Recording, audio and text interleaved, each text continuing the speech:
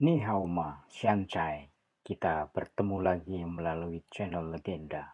Kita lanjutkan cerita buku Xiansu buku 1 bagian yang kelima.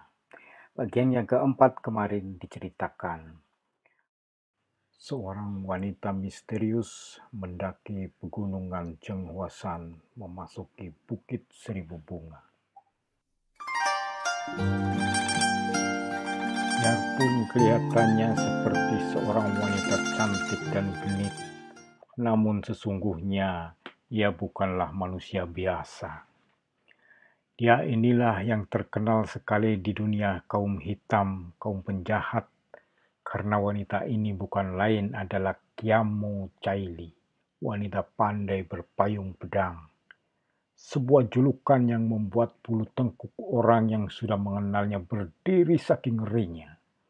Karena wanita yang sebenarnya hanya bernama Lioxi ini memiliki ilmu kepandaian yang tinggi, mengerikan, dan kekejaman yang sukar dicari bandingannya. Bahkan ia disamakan dengan wanita cantik penjelmaan siluman rase yang biasa mengganggu pria. Setiap pria yang terjebak dalam pelukannya tentu akan mati kehabisan darah, disedot habis oleh siluman ini. Tentu bagi mereka yang belum pernah berjumpa dengannya, sama sekali tidak akan mengira bahwa wanita yang berlenggak-lenggok dengan payung di pundak itu adalah wanita iblis yang menggegerkan dunia Kang Ao dengan perbuatannya yang luar biasa. Mudah saja diduga mengapa hari itu Qiamo Caili mendaki lereng Zhenghuashan. Tentu saja, ia pun mendengar berita menggegerkan dunia Kang Ao akan adanya Sintong, si bocah ajaib. Mendengar cerita ini, kontan hatinya berdebar-debar keras, penuh ketegangan dan gairah. Tidak dapat dibayangkan betapa tenaga mukjizat yang dihimpunnya secara hitam dengan jalan menghisap sari tenaga ratusan orang pria akan meningkat dengan hebat sekali kalau dia bisa menghisap kejantanan si bocah ajaib itu. Maka begitu mendengar akan bocah ajaib di puncak pegunungan Zhenghuashan di dalam hutan seribu bunga, ia segera menempuh perjalanan jauh mengunjungi pegunungan itu.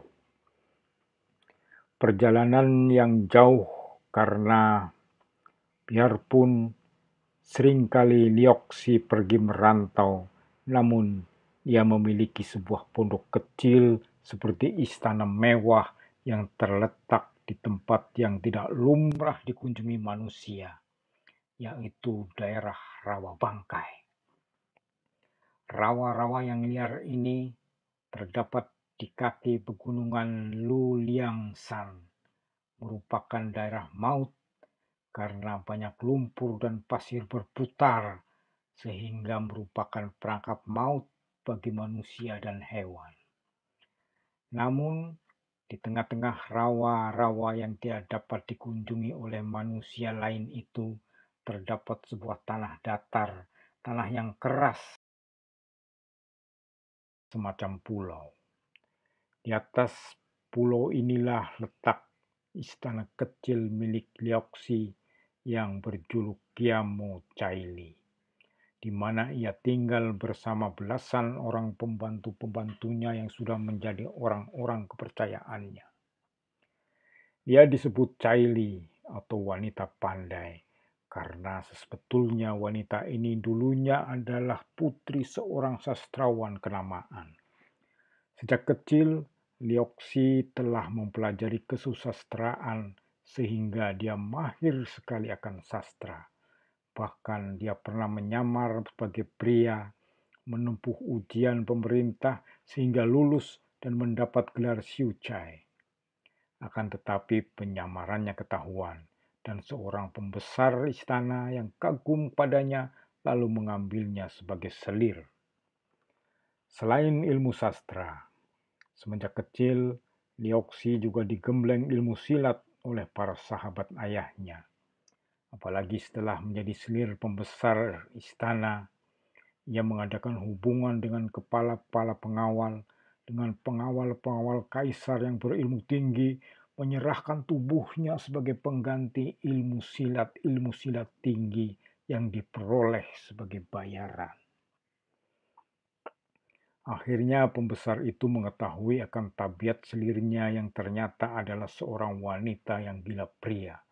Maka ia diusir dari istana besar itu. Akan tetapi, apa yang dilakukan oleh wanita ini? Dia membunuh si pembesar, membawa banyak harta yang dicurinya dari istana itu kemudian minggat. Belasan tahun kemudian muncullah nama julukan Kiamo Caili. Namun tidak ada yang menduga bahwa dia ada Lioksi yang menjadi selir bangsawan yang membunuh bangsawan itu sehingga menjadi seorang buruan pemerintah. Lioksi berjalan sambil tersenyum-senyum. Kadang-kadang senyumnya melebar dan tampak giginya yang putih mengkilat. Di kedua ujungnya terdapat sebuah gigi yang agak meruncing sehingga selekebatan, mirip taring. Hatinya gembira sekali ketika ia membayangkan betapa akan sedapnya kalau dia dapat memperoleh bocah ajaib itu. Aku sudah bersiap halus dan hati-hati terhadapnya. Menikmati selama mungkin. Pikirnya sambil tersenyum. Tiba-tiba ia terkejut dan menghentikan langkahnya. Akan tetapi kembali ia tersenyum manis. Matanya mengerling tajam penuh kegairahan ketika melihat 5 orang laki-laki berdiri di depannya dengan sikap yang gagah. Pandang matanya menyambar-nyambar dan terbayang kepuasan serta kekaguman. Memang, hati seorang wanita yang gila pria seperti Lioksi tentu saja menjadi berdebar, tegang ketika melihat 5 orang pria yang gagah, usianya rata-rata 30 tahun, tegap dan rata-rata berwajah tampan, gagah, seperti 5 butir buah yang ranum dan matang. Siapakah Ngowi yang perkasa-perkasa ini? Dan apakah Ngowi sengaja hendak bertemu dan bicara dengan aku? Seorang di antara mereka yang usianya 30 tahun, mukanya bulat dan alisnya seperti golok hitam dan tebal berkata, apakah kami berhadapan dengan Kiamo? Maaf, apakah kami berhadapan dengan Kiamo Caili dari Rawa Bangkai?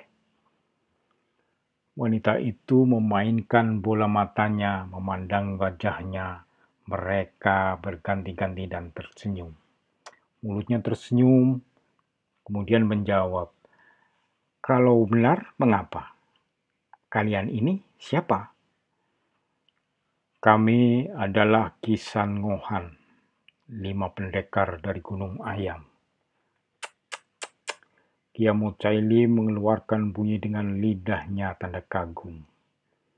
Segera ia menjura dan berkata manis, kiranya 5 pendekar yang namanya sudah terkenal di seluruh dunia Kang Au sebagai murid-murid utama Ho San Pai. Terima kasih. Terimalah hormat seorang wanita bodoh seperti aku. Harap Tuan Nio tidak mengejek dan bersikap merendah. Kami sudah tahu siapa adanya Kiamo Caili. Karena melihat engkau mendaki Cheng Hua San, maka kami terpaksa memberanikan diri untuk menghadang. Maksud kalian? Senyumnya makin manis dan keliling matanya memikat. Kami telah mendengar akan berita bahwa tokoh-tokoh Kang Au sedang berusaha memperebutkan Sintong yang berada di hutan seribu bunga. Kami mendengar pula bahwa Kiamo Caili merupakan seorang di antara mereka yang hendak menculik Sintong. Karena kami telah berhutang budi, diberi obat, telah ditolong oleh Sintong, maka kami hanya akan membalas budinya dengan melindungi terutama dari tangan-tangan jahat. Maaf, para tokoh kaum sesat yang tentu tidak mempunyai niat baik terhadap dirinya.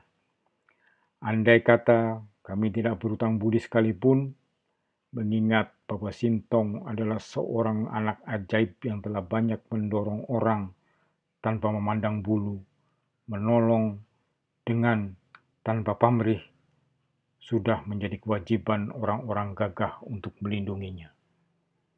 Kembali Ciamokaili tersenyum. Terus terang saja memang aku mendengar tentang Sintong ingin mendapatkannya. Maka hari ini aku mendaki Cenghoasan. Habis kalian mau apa? Kalau begitu, kami minta dengan hormat agar kau suka membatalkan niatmu itu, Tuan Nio. Kalau memaksa hendak mengganggu Sintong, terpaksa kami akan merintangimu dan tidak membolehkan melanjutkan perjalanan. Galak amat. 5 orang laki-laki tampan dan gagah bertemu seorang wanita yang cantik penuh gairah. Sungguh tidak semestinya kau bermain senjata mengadu nyawa. Habis, mestinya bagaimana? Tanya seorang pertama dari Kisan Ngohan. Betapapun juga ia merasa jeri mendengar wanita yang bernama Kiamo Chaili ini, dan ia tidak mengharapkan wanita ini akan mengalahkan dan mengganggu Sintong. Mata itu terpejam mengerling, penuh arti, bibirnya penuh tantangan. Mestinya bermain cinta dan memadu kasih. Perempuan hina, jalang, siluman betina. 5 orang itu telah mencabut senjata masing-masing, yaitu golok besar yang selama ini telah mengangkat nama mereka di dunia Kangau. Kelima orang pendekar itu memang merupakan ahli-ahli golok dengan ilmu Hwasan Tohwat yang terkenal. Dan selain itu, mereka semua mahir akan ilmu menotok jalan darah yang bernama Chamji Tionghuat. Ya, Samji Tiamhuat, yaitu ilmu menotok menggunakan 3 buah jari tangan. Syat! Sing, sing, sing! Bagus, kalian memang kagak berani bermain golok, pandai sekali. Tentu lebih pandai lagi kalau bermain cinta. Kiamo Chaili mengelak dan tiba-tiba payung hitamnya berkembang terbuka. Payung itu merupakan senjata istimewa, terbuat dari baja yang kuat. Kainnya terbuat dari kulit badak yang kering dan sudah dimasak lemas, namun kuatnya luar biasa, sehingga dapat menahan bacokan senjata tajam. Adapun ujung payung yang meruncing itu merupakan ujung pedang, dan gagangnya yang melengkung itu pun dapat digunakan sebagai senjata kaitan yang lihai. Terang, terang, terang, bunga api berpijar ketika golok-golok itu menangkis dan ditangkis. Bagaimana kelanjutan cerita ini, Xiancai? Kita ikuti episode selanjutnya, Buku Xiansu, buku 1, episode yang ke-6.